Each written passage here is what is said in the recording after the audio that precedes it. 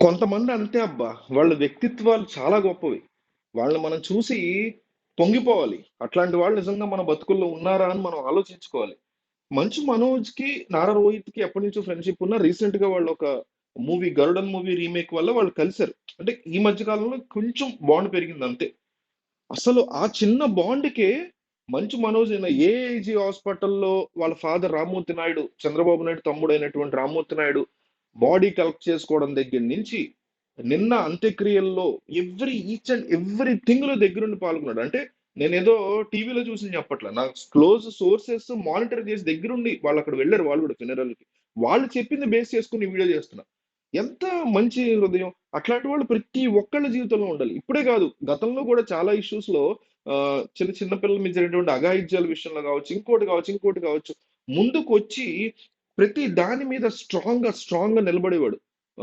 'మంచు మనోజ్.' ఇంకా అతను అట్లాంటివి చెయ్యాలి అని అనిపిస్తది నాకు. ఎందుకంటే ఒక ట్రోల్ మెటీరియల్ ఫ్యామిలీలో చూస్తారు 'మోహన్ బాబు' ఫ్యామిలీని. అట్లాంటి ఒక ట్రోల్ మెటీరియల్ ఫ్యామిలీలో 'మోహన్ బాబు' గాని, 'మంచు లక్ష్మి' గాని, ఇంకొకళ్ళు గాని, 'విష్ణు' గాని వీళ్ళందరూ ఉన్న టైంలో యువతల వైపు ఒక ఒక దమ్మున్నటువంటి వ్యక్తిలాగా థింగ్స్‌ని చాలా న్యూట్రల్‌గా చూసేటువంటి వ్యక్తిలాగా కనిపిస్తాడు. ఎవరి వైపు లీనయ్యి లేకపోతే ఎవరి కోసము ఎవరి ఇప్పుడు ఒక 'చిరంజీవిని' పొగిడితేనో, 'చిరంజీవి' సైడ్ పొగిడితేనో, లేకపోతే ఒక 'బాలకృష్ణ నందమూరి' సైడ్ పొగిడితేనో ఇండస్ట్రీలో సస్టైన్ అవ్వగలము అనేటువంటి హీరోలున్నారు. మీరు చూస్తే కొత్తగా వచ్చినటువంటి హీరోలు ఒకడైతే ఒక ఫ్యామిలీ ఒక హీరోది కంప్లీట్ నాకుతా ఉంటాడు ఆడియో ఫంక్షన్స్‌లో. ఇదే ప్రోగ్రామ్‌లో ఉంటాడు. ఇంకొకళ్ళైతే ఈ హీరో ఫ్యాన్, ఆ హీరో ఫ్యాన్ అయితే గాని అని చెప్పుకుంటే గాని మాకు ఎగ్జిస్టెన్స్ ఉండదు అనేటువంటి ఫీలింగ్‌లో ఉంటారు. మంచు మనోజ్ అసలు ఆళ్ళ ఫ్యామిలీని పెద్దగా జనాలు దేకకపోయినా తను ఓన్‌గా ఒక రకంగా నెపోటిజం కిడ్డే బట్ స్టిల్ ఓన్‌గా ఎదిగినటువంటి వ్యక్తి.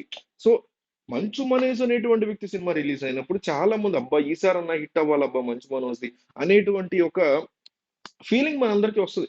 అంటే నలుగురితో నిలబడ్డం, తనకి సంబంధం కొంచెం ఉన్నా, ఎక్కువున్నా, అసలు లేకపోయినా వాళ్ళకున్నటువంటి సమస్యల పట్ల నిలబడ్డం అనేది ఈ సమాజంలో మనందరం ఇంకొకళ్ళకి ఆదర్శంగా నిలవగల విధానం ఇదే.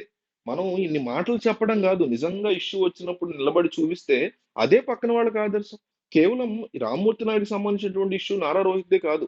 'మంచు మనోజ్‌కి' సంబంధించిన మిగతా ఫ్రెండ్స్ ఉంటారు గదా!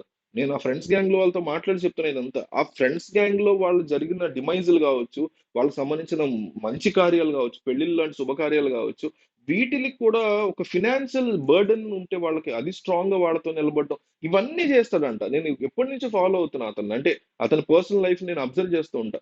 సో, ఇట్లాంటి మెంటాలిటీస్ ఉండడం అనేది సొసైటీలో చాలా అరుదైపోయింది ఈ రోజుల్లో. అట్లాంటి వ్యక్తి నిజంగా నా ఫ్రెండ్స్ నా లైఫ్‌లో అయితే ఉన్నారు. నా అదృష్టం కొద్దీ ఉన్నారు. మీ లైఫ్‌లో ఉన్నారా చెప్పండి. అండ్ మా సార్ ఒకాయన ఉండేవాడు. నేను బీకామ్ చదువుతున్నప్పుడు బీకామ్ టాక్స్ చేశా నేను విజయవాడలో. అక్కడ ఒక సార్ ఉండేవారు. ఆయన పేరు మర్చిపోయా. ఆయన మా అందరికి మేమప్పుడు డిగ్రీ చదువుతున్నప్పుడు ఆయన ఏం చెప్పేవాడంటే, "అరేయ్!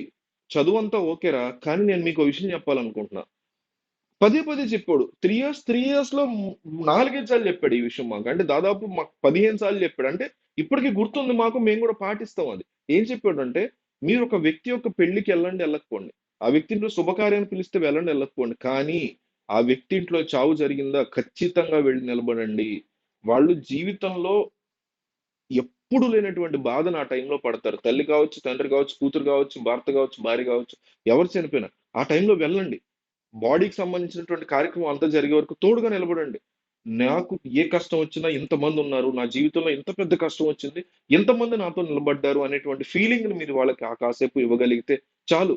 రేపటి నుంచి వాళ్ళు సర్దుకోవడానికి నాకింకేదన్నా కష్టం వస్తే నా బతుకు ఏమైపోతుంది అనేటువంటి భయాన్ని పోగొడతారు మీరు. ఆ కొన్ని గంటలే ఉంటారు.